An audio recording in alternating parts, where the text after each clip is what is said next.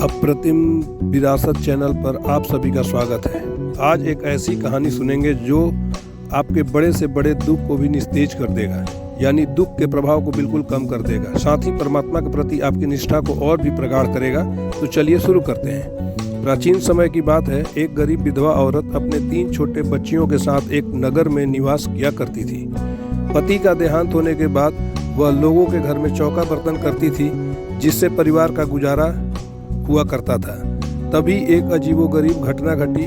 यमदेव ने यमदूत को यह आदेश दिया कि उस विधवा औरत का समय मृत्युलोक में पूर्ण हुआ, उसके प्राण हर कर ले आओ। यमदूत महोदय नियत समय से पहले ही वहां पहुंच गए, परंतु उन्होंने जो देखा वह उन जैसे कठोर हृदय वाले के लिए भी पीड़ादायक था। विधवा औरत नीचे चटाई पर लेटी हुई थी और छोटी बच्ची माँ का दूध पीने के लिए अथक प्रयास कर रही थी, जो कि उसके लिए संभव नहीं हो पा रहा था, क्योंकि माँ कुछ दिनों से बीमार चल रही थी। खान पान का भी काफ़ी अभाव था। यह हृदय विदारक दृश्य यमदूत महोदय भी सहन नहीं कर पाए, परंतु करते भी क्या। समय पर प्राण हरना उनकी व्यवस्था थी। उन्होंने एक कठोर एवं आत्मघाती निर्णय लिया कि यमदेव का आदेश नहीं मानेंगे, अंजाम चाहे जो भी हो। वो खाली हाथ, मतलब बिना प्राण लिए यमलोक लौट गए। यमदेव का क्रोध देख यमदूत महोदय की तो मानो जान ही निकल गई। फिर भी साहस उठाकर उन्होंने यमदेव से कहा कि भगवान, मैंने कभी आपकी अवज्ञा नहीं की, लेकिन आज परिस्थिति ऐसी है कि मैं आपकी आज्ञा का पालन नहीं कर पा रहा हूँ। कड़कती हुई आवाज में यमदेव ने पूछा, क्या मैं कारण जान सकता हूँ? यमदूत महोदय ने बोला, महाराज, उस विधवा औरत की 3 बच्चियां हैं। बड़ी 9 साल, मंझली 7 साल और छोटी 1 साल की। घर में कोई ऐसा नहीं है जो इस औरत के मरने के बाद इन बच्चियों का सहारा बन सके। ऐसे में यदि प्राण हरण किया गया तो उन बच्चियों का क्या होगा? उनका भविष्य अंधकार में हो जाएगा। प्रभु, इन पर रहम कीजिए। यमदेव बोले, दूत, यह आदेश महाकाल का है, तो उनके भविष्य की चिंता महाकाल पर छोड़ दो और तुम सिर्फ आज्ञा का पालन करके अपने कर्तव्य का निर्वहन करो। तब यमदूत महोदय ने बोला, महाराज, यह जानते हुए भी कि मैं आपके क्रोध से बच नहीं सकता, फिर भी अवज्ञा करने के लिए विवश हूँ। यमदेव बोले, हे दूत, तुम महाकाल के निर्णय पर प्रश्न चिन्ह लगा रहे हो। महाकाल तो प्रश्नों की सीमा रेखा से परे हैं। दूत, जिद ना करो। यमदूत फिर भी नहीं माना। तब विवश होकर यमदेव ने अपने ही दूत को श्राप दे दिया, जाओ, तुम मृत्युलोकवासी हो जाओ। श्रापित होने पर यमदूत ने यमराज से कहा, महाराज, इतने युगों से आपका हर आदेश मानता आ रहा हूँ। एक अवज्ञा की इतनी बड़ी सजा न दीजिए। मेरे पिछले कार्यों को देखते हुए आप मुझे क्षमा कर दीजिए। कुछ सोच विचार करने के बाद यमदेव ने बोला, ठीक है, मैं श्राप तो वापस नहीं ले सकता, किंतु इसके प्रभाव को कम जरूर कर सकता हूँ। ठीक है, तुम तब तक ही मृत्युलोक में रहोगे जब तक तुम्हें स्वतः अपनी गलती का एहसास ना हो जाए। तुम्हारी सारी दिव्य शक्तियाँ तुमसे वापस ली जाती हैं। इतना कहते ही यमदेव का श्राप फलित हुआ और यमदूत महोदय मृत्युलोक पर आ गए। पूस का महीना था, रात्रि का समय, सुनसान इलाका। अंधेरे के सिवा केवल सियारों का करुण क्रंदन ही सुनाई पड़ रहा था। दिव्य शक्तियाँ तो पहले ही क्षीण हो चुकी थी। महोदय ठंड से कांपने लगे। फिर उन्हें मानव जीवन की कठिनाइयों का भरपूर एहसास भी हुआ। तभी किसी के खांसने की आवाज आई। महोदय ने पूछा, कौन हो? भैया, जरा मेरी मदद करो। खांसने वाले ने बोला, भैया, मैं रामदीन, यहीं पास में मोची का काम करता हूँ। आप कौन हैं? महोदय ने बोला, मेरा इस दुनिया में कोई नहीं है। मालिक ने काम से निकाल दिया है। बेरोजगार हूँ, अब काम की तलाश में भटक रहा हूँ। रामदीन जी बड़े ही दयालु स्वभाव के थे। उन्होंने सोचा, बेचारा इतनी ठंड में कहाँ भटकेगा, मैं ही इसका सहारा बन जाता हूँ, अपने साथ काम में रख लूँगा। यमदूत महोदय ठंड से बुरी तरह काँप रहे थे। उनकी यह अवस्था रामदीन जी से देखी नहीं गई। बड़ी मुश्किल से आज ही नई कंबल खरीदी थी। वह कंबल उन्होंने यमदूत महोदय को दे दिया और उनके साथ घर पहुँचे। घर पहुंचकर मोची महोदय ने आवाज लगाया, अरे रामरती, सुनती हो? देखो तो कौन आया है। रामरती ने जैसे ही देखा कि अनजान व्यक्ति को लेकर आए हैं, माथे पर आंचल लेती हुई पूछी, कौन है ये? मैं पहचानती नहीं। मोची महोदय ने बोला, बेचारा किस्मत का मारा है, इसका इस दुनिया में कोई नहीं है। आज से ये हमारे साथ ही रहेंगे। रामरती देवी बोली, फिर आज भी कंबल लेकर नहीं आए? इस पर मोची महोदय ने बोला, खरीदा था, लेकिन इनकी दयनीय स्थिति को देखते हुए इन्हें दे दिया। इतना सुनते ही देवी जी पर मानो चंडी सवार हो गई, लगी चिल्लाने, इतने मुश्किल से पाई पाई जोड़कर एक कंबल खरीदा, वो भी दान में दे दिए, वो भी उसको जिसको हम जानते तक नहीं। मैं इन्हें नहीं रखूंगी। इतना कहकर पैर पटकती भुनभुनाती हुई घर के अंदर चली गई। मोची जी ने यमदूत महोदय को बोला, भैया इसकी बात का बुरा मत मानना, मुंह से मीठे वचन नहीं बोल पाती, लेकिन दिल की बहुत अच्छी है। तुम बैठो, मैं देखता हूँ। अंदर जाकर महोदय ने पत्नी को समझाया कि भाग्यवान, मैंने उन्हें वचन दिया है आश्रय देने का, क्या तुम पति के वचन का लाज नहीं रखोगी? हिंदुस्तानी नारी जाति के स्वभाव से आप सब भली भांति परिचित हैं। बेचारी मान गई।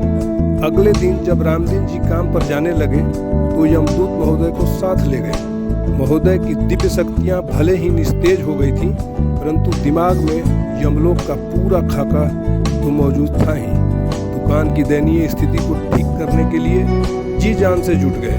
नए नए डिजाइन के जूते बनने शुरू हुए तो काम भी चल निकला। समय के साथ गुणवत्ता भी सुधरती गई और धीरे धीरे दुकान का नाम बढ़ने लगा। परंतु पुराने समय में प्रसिद्धि मिलने में समय ज़्यादा लग जाता था, क्योंकि प्रिंट मीडिया, इलेक्ट्रॉनिक मीडिया और सोशल मीडिया जैसे प्लेटफॉर्म मौजूद नहीं हुआ करते थे। दिन, महीने और साल बीतते गए। रामदीन जी के दुकान का नाम और कद बढ़ते बढ़ते कारखाने का शक्ल अख्तियार कर लिया। कुछ सालों की कड़ी मेहनत के बाद इनका नाम राजघराने तक भी पहुंच गया। सफलता का सारा श्रेय यमदूत महोदय को जाता है, ऐसा मोची जी के पूरे परिवार का मानना था।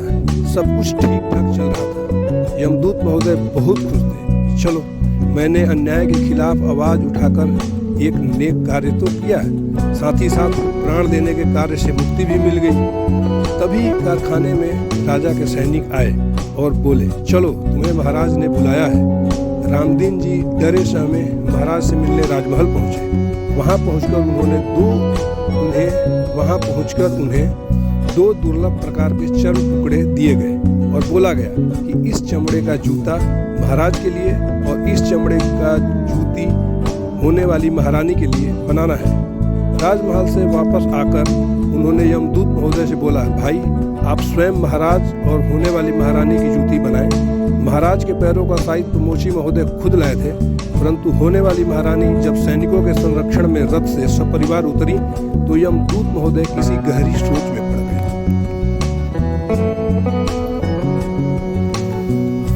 उन्हें ऐसा एहसास हुआ कि मैंने इन्हें कहीं देखा है। फिर उन्होंने पैर का नाप लिया और अपने काम में जुट गए। दिमाग पर काफी जोर डालने के बाद भी उन्हें यह याद नहीं आ रहा था कि होने वाली महारानी को कहाँ देखा है। इसी उहापोह में एक गलती हो गई। जूता और जूती के चमड़े आपस में एक्सचेंज हो गए, यानी कि बदल गए। तब यह बात रामदीन जी को पता चली तो दोनों मियाँ बीवी यमदूत महोदय पर बरसे। भला बुरा तो कहा ही, साथ में यह भी कह दिया कि इस मनहूस आदमी की वजह से हमारी बर्बादी होगी, हमारा पूरा कल कारखाना बंद हो जाएगा। यमदूत महोदय को यह बात बहुत बुरी लगी, क्योंकि बिना स्वार्थ के इतने सालों से मेहनत करके इस व्यवसाय को बुलंदी पर पहुंचाया था और एक गलती की वजह से इतना अपमान। ये मानव जाति तो बड़ी स्वार्थी होती है। वो इंसान के इस मतलबी स्वभाव पर मंथन कर ही रहे थे कि तभी राजा का दूत आया और बोला कि महाराज का नया आदेश है कि जूते और जूती के चर्म बदल दिए जाएं। इस खबर के सुनते ही रामदीन महोदय और रामरती देवी गदगद हो गए और बोले, भैया आप तो बड़े ही कमाल के आदमी हो। आपकी गलती भी हमारे लिए वरदान बन गई। नहा कि हम आप पर इतना क्रोधित हो रहे थे। भैया हमें माफ़ कर दो, हमें इतना कुछ नहीं बोलना चाहिए था। लेकिन आप सब जानते हैं कि शब्दों के बाण को इंसान सहन नहीं कर पाता। दुनिया के सभी बाणों में खतरनाक होता है शब्द बाण। रात्रि में सोने से पहले फिर उन्हें होने वाली महारानी का ख्याल आया, लेकिन कुछ याद नहीं आ रहा था कि कहाँ देखा है। तब उन्होंने यमदेव का आवाहन किया कि हे प्रभु, मेरा मार्गदर्शन करें और सत्य से मुझे अवगत करें। तभी यमदेव वहाँ प्रकट हुए और बोले कि तुम्हें कुछ क्षण के लिए दिव्य दृष्टि प्रदान करता हूँ, स्वयं सत्य से अवगत हो जाओ। दिव्य दृष्टि मिलते ही यमदूत महोदय ने देखा कि मेरे अवज्ञा करने के बाद नियत समय पर ही दूसरे दूत द्वारा प्राण हरण किया गया। जब यह खबर लोगों में फैली तो इन तीनों बच्चियों को करुणावश बे औलाद नगर सेठ ने गोद ले लिया। तीनों की परवरिश अपने बच्चों की तरह किया। होने वाली महारानी उसी विधवा औरत की बड़ी बच्ची थी। यमदूत महोदय को बड़ा आश्चर्य हुआ। उन्होंने यमराज से पूछा कि यमदेव, यह सब कैसे हुआ, कृपा कर मुझे बताएं। तब यमदेव ने कहा, दूत मेरी बात ध्यान से सुनिए।